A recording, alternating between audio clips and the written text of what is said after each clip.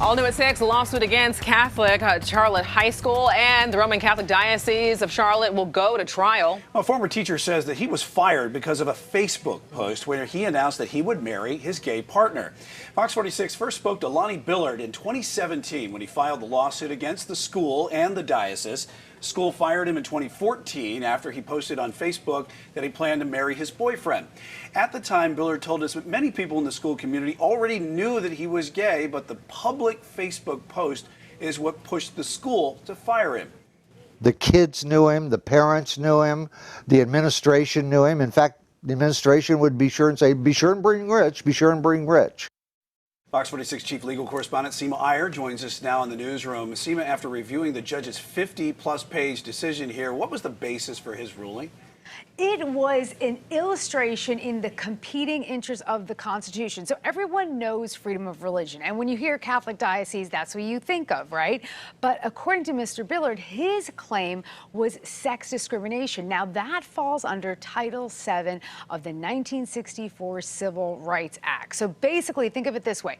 Title VII versus freedom of religion. And the judge said something so clear that everyone's going to understand. Defendants do not cite a case that allows employers to discriminate based on sex when the sex discrimination in question is motivated by religion.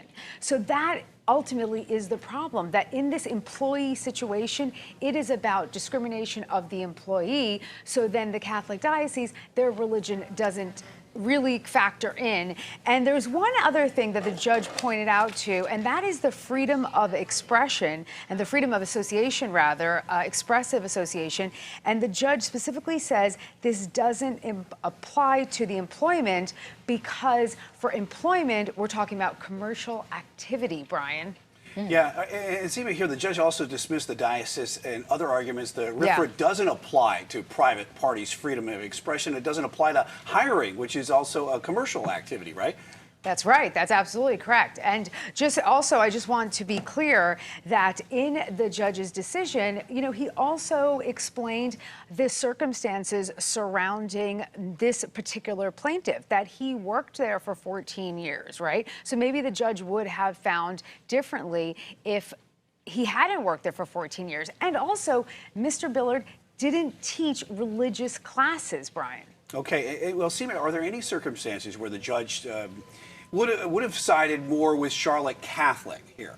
I think so. I think if the employment started off with Mr. Billard teaching religious classes, as well as perhaps there being clear-cut evidence. See, there was a lot of discrepancy as to what the school said his partner was and what Mr. Billard said. Mr. Billard saying, everyone knew I was gay, everyone knew I was in this relationship. The school isn't saying that. So it's very factually different, which means what happens when the facts don't match up? Judges say, let's go to trial.